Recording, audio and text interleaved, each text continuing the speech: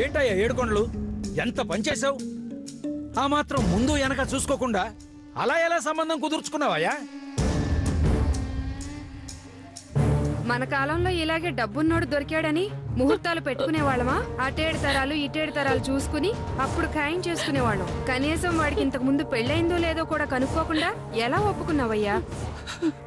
మూడో పెళ్లి వాడిని తీసుకొచ్చి ముడి పెడితే ఆ పిల్ల బతుకేమవుతుందని ఆలోచించావా? అవునయ్యా, అవును. కళ్ళుండి కూడా నేను గుడ్డివాడిని అయిపోయాను. తెలివుండి కూడా నేను పిచ్చివాడిని అయిపోయాను. నా బిడ్డ అదృష్టం కొద్దీ గొప్పింటి సంబంధం వచ్చిందని సంబరపడిపోయాను. కట్న కానుకలు అక్కర్లేదు కదా అని దేవుళ్ళ చూసుకున్నారు. బాగుపడితే సంతోషించే వాళ్ళకన్నా బాధపడితే నవ్వుకునే వాళ్ళే ఎక్కువ అని తెలుసుకోలేక ఎగిరెగిరి పడ్డారు. ఎగిరెగిరి పడ్డారు. తాహతుకు మించిన సంబంధం దొరికినందుకు కన్ను మిన్ను కానకుండా ప్రవర్తించాను. నాలాంటి తల్లిదండ్రులకి ఇలాంటి శాస్తి జరగాల్సిందే. మాకి గుణపాఠం కావాల్సిందే. ఏంటండి వాళ్ళు అనాల్సిన మాటలు అనాలనుకుని ఆపుకున్న మాటలే కదమ్మా ఇవన్నీ.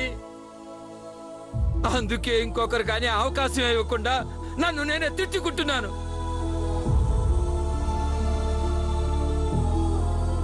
నా పిచ్చి గాని బస్సు కండక్టర్ కూతురికి గొప్ప గొప్ప సంబంధాలు రావాలనుకోవటం ఏంటమ్మి?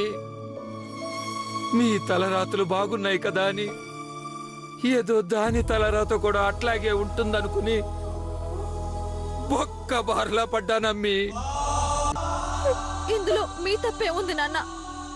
నా తప్పే ఉందో నాకన్నా వీళ్ళకే బాగా తెలుసమ్మి. అందుకే వేలెత్తి చూపించడానికి ఇన్ని చూపుడు వేళ్ళు, వినోదం చూడటానికి ఇన్ని కళ్ళు మన కోసం కాచుకుని చూస్తున్నాయమ్మి.